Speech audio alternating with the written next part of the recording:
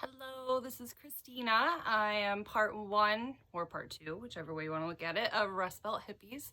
And Larissa and I have decided that we would also like to do occasional one-off videos by ourselves because sometimes it's hard for us to get together. We both have children. It's difficult, especially in daytime. So that's my goal for today.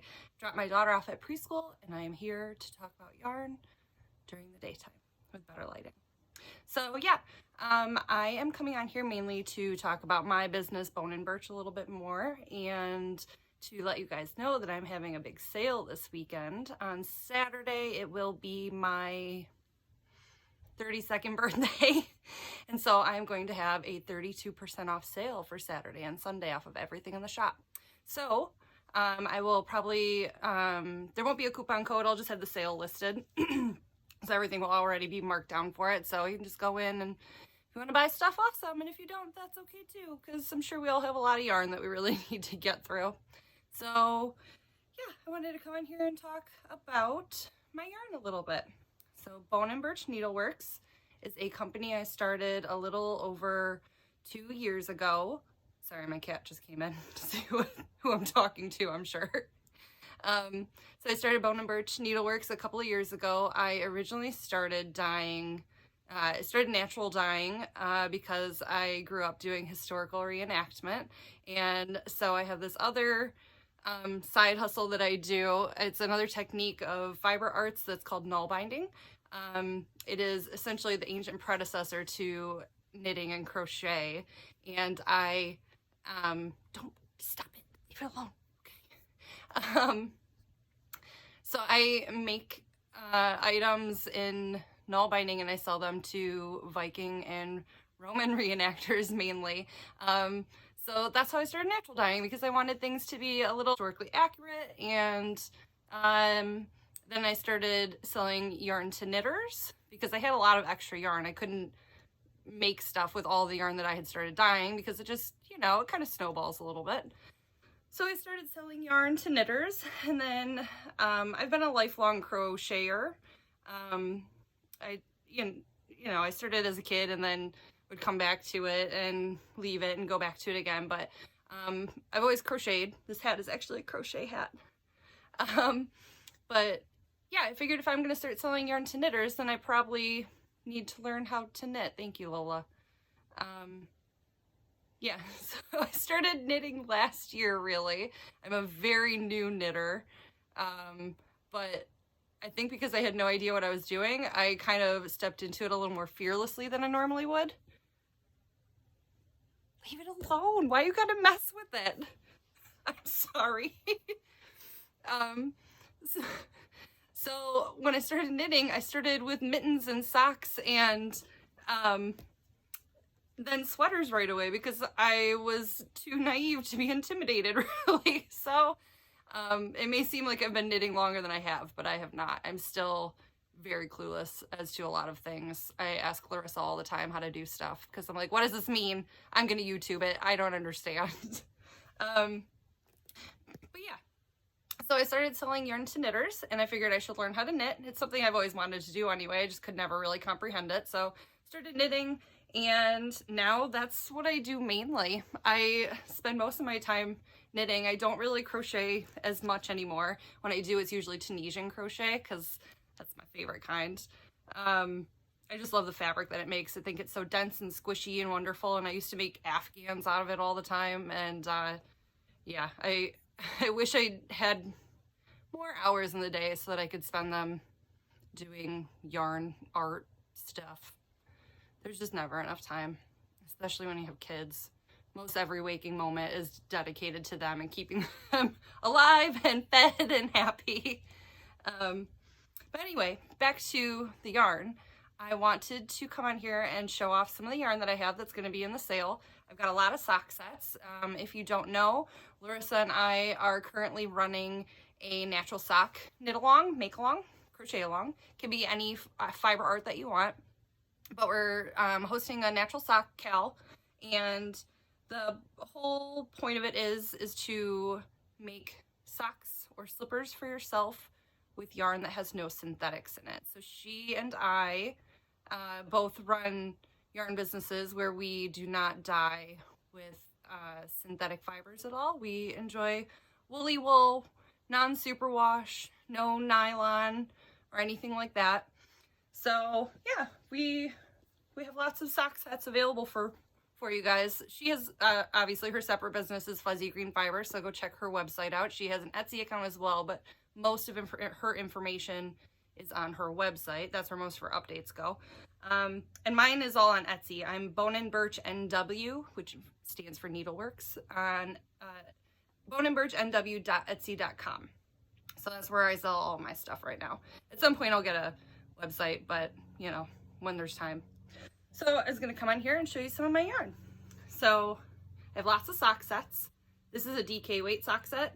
I haven't made DK weight socks before, but I really want to. They seem like they would go really fast, and some people really love it. I love working with DK. It goes, you know, really quickly. So this is one of them that I have. It's dyed with cochineal and logwood and lock.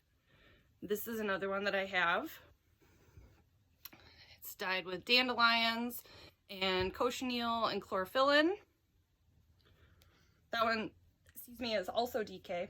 I have, most of what I have are fingering weight sock sets. So this is yarn that I have dyed myself, but it's milled locally to me here in Southeast Michigan. It is non-superwash. It is 2-ply woolen spun. I have it spun at a mill called Zeilingers, which is in Frankenmuth, Michigan. And this yarn here is a blend of Polypay, Romney, and Merino, which makes it very sturdy for socks. I'm making a shawl out of this right now too. It's really nice. I really like it. I can't wait to finish it. Why did I think a fingering weight shawl would be fun to do though? Like, it's a fun pattern. I really enjoy it because it's garter stitch, but like, it's big and it's fingering weight and it's gonna take me a long time. It's not gonna be quick. Like, it's the I Smell Snow shawl. It's probably gonna be done come March when the snow is leaving finally. But I mean, I can hold on to it for next year. That's an aside, unrelated. Back to the yarn. There's another one that I have. This is Logwood, and this one is Lock. Turned out a really beautiful red. I was very happy with that. It can be very hard to get like blue reds like this with natural dyeing. You can get like orangey reds very easily, but with natural dyeing, like, it can be a little bit tricky. Anyway, so I have another one here. This is dyed with cochineal and onion skins. So it's kind of a tonal, not really variegated, but kind of a tonal. It's like a peachy pink, and I really love it. These two colors right here speak to my soul. This is my favorite. I love it. Here's another one I have. This is gray and the red again. So I've got lots and lots of sock sets that are up right now. So come Saturday, 32% off all of these sock sets. This is my, so I also run a monthly dye club. It's called Annual Botanicals, and every month I dye yarn with something that can be harvested or is grown at that time of year. So this was August sock set, or August yarn colorway rather. I dyed it with cosmos and marigolds from my garden, and then the little speckles on it are sappanwood, Brazilwood, and logwood. So yeah. Okay, go on. Get out of here. Thank you. This is another one that I really like, this deep rusty orange. I think it's really pretty. I think I named this one Remember the 5th of November. Because I love November. It's my favorite month of the year. Not because my birthday is in November. I just really love the fall. So that's why. But anyway, I've got lots and lots of that. There are some skeins that are not made up as sock sets still in the shop, like this. But if you see something and you want a sock set out of it, just message me and let me know. I'll figure out some colors to go with it, give you some options, or tell me what you want, and we can make it work that way too. I don't care. Put them all together. Do whatever you want. This is another one. So when I dyed this one, I wanted it to be like a galaxy looking colorway. And as it was drying, my husband said, that looks like blue cheese. So that's what I ended up naming it. It's called Gorgonzola, but it's dyed with fresh indigo from my garden and logwood. I still think it looks a little bit galaxy-ish. I wanted to go for Milky Way, but he said blue cheese and that wins. But anyway, so yeah, all the wool that is in my yarn is raised here in the United States and milled locally to me in Michigan by a small company that has been there for over 100 years now in Frankenmuth. Yeah, and I really like working with them. They made a really great product, and it was easy, and it's close for me to go drive to and pick yarn up, and it's nice. It's nice keeping it small and local. That's really my goal, is to keep it small and local. Some other yarn that I have. Well, first I guess I should talk about what I'm wearing. So what I'm wearing right now, this is my Felix Pullover by Savory Knitting. And I love it. It's worsted weight, and I think I made it in like 2 weeks. It was super fast, and it's wonderful. I made a slightly cropped version so that I can wear it with dresses. That's a real flattering angle. But I made it a little bit cropped so that I can wear it with dresses. I think I only made it like an inch shorter than what the pattern called for. I have a very long torso, so usually I have to make things like a good 3 or 4 inches longer. So I think I'm definitely going to cast out another one. I already have the yarn for it, because it was fast and it's worsted weight and it's knit on big needles, and it's a really nice basic pullover to just have and throw in your car, closet, purse, whatever, and just wear it out. This hat that I'm wearing is a free pattern off of Ravelry that I found years and years ago. It is called the Seafarers Cap, I believe. And there is a knit and a crochet version of it. This is the crochet version because this is from before I started knitting.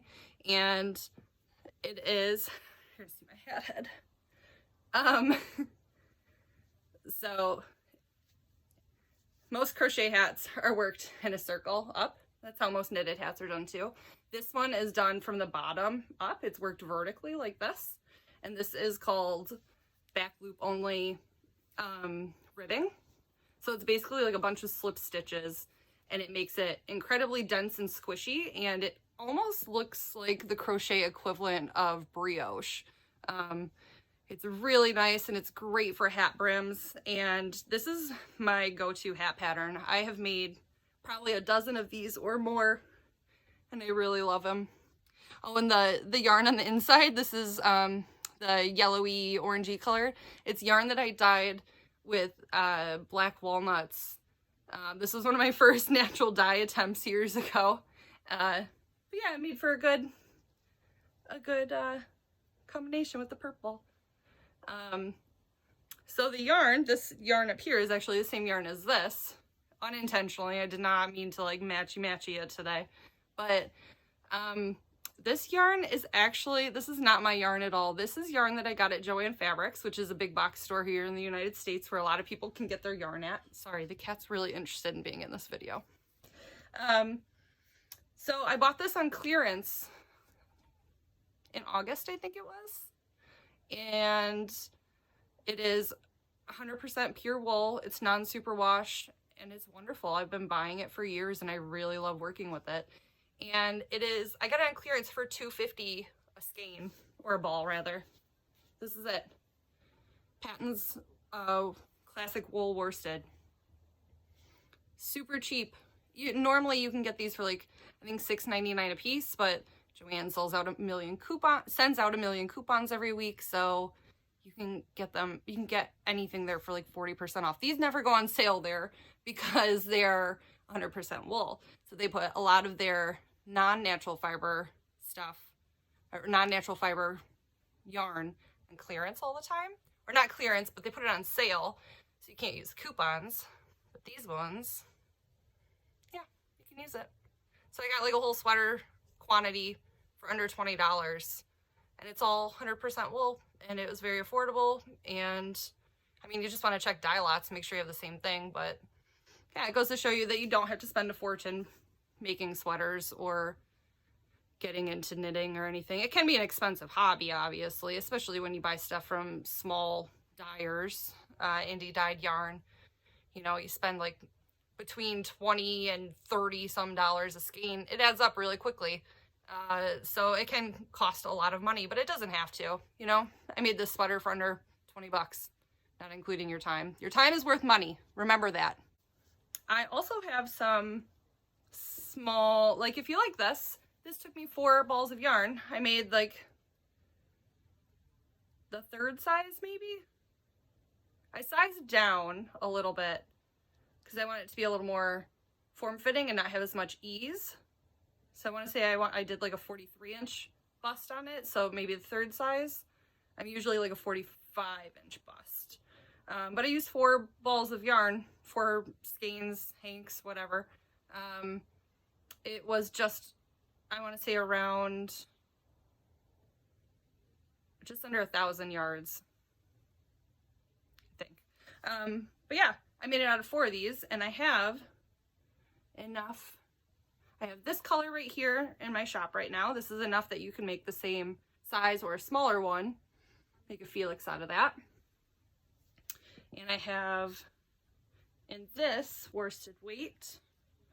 I also have a sweater quantity, which is 5 skeins of this. So you could do a slightly larger size, but this is a speckled one.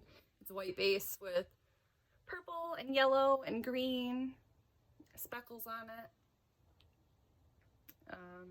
Yeah, so you can make a sweater out of this too. And if you don't do it, then I'm going to, so somebody get it, because I just keep using all the yarn from my shop to make things. I guess I could talk more about my natural dye process too. So all of my yarn is naturally dyed. I do not use extracts. I try to use whole plants and break them down. I also try to grow a lot of what I use. So all of the flowers and indigo, I grew a ton of indigo this past year, so I used most of that. So there are some things that I can't grow, like I can't grow logwood trees here, so that I do buy the wood for it, and then use like sawdust and wood chips and everything, and I'll use that to dye with. We live in the city. We don't have the room for that. We have a tiny postage stamp of a backyard, which allows us for like a vegetable garden and a lot of flowers, but that's kind of what we limit it to. So there are some things that I can't grow myself, and I'll buy. But yeah, most of what I use, I try to get whole plants and break them down, whether they're dried plants, like I'll buy dried madder root and use that. Because when you grow it, you have to let it grow for a couple of years before you can use it. So usually like 2 or 3 year minimum, and then you can use it. So you have to plant in advance for that kind of stuff. And I have some planted now, but obviously it's not ready yet. So I've got to wait another 2 years before I can do that. But yeah, all my stuff is dyed here at home, mostly outside in my garage. My toddler helps me with a lot of it. She really enjoys playing with the yarn. So she's my helper. It's not child labor if she volunteers. Just want to put that out there. Just kidding. She really likes it. She likes splashing around in the water and everything. So she helps me with whenever I'm rinsing yarn. That's kind of her job. She makes sure all the air bubbles are out. Bubbles are her thing, so that's what she does. So yeah, all of it's safe for kids, non-toxic. If I ever use anything that's like a little like iron or anything like that, she doesn't get into it. She doesn't touch it. It's all very safe. So that means it's very safe to put against your skin or your child's skin or your loved one's skin. It's good for you. It's not going to hurt you. Yeah. So I think that's it. But if you have any questions, please let me know. Send them my way. You can comment on the video below or send me a message on Instagram. I'm Birch on Instagram. And I will get back to you as soon as I can. And let me know if there's anything that you want to see. All right. Bye. Thank you.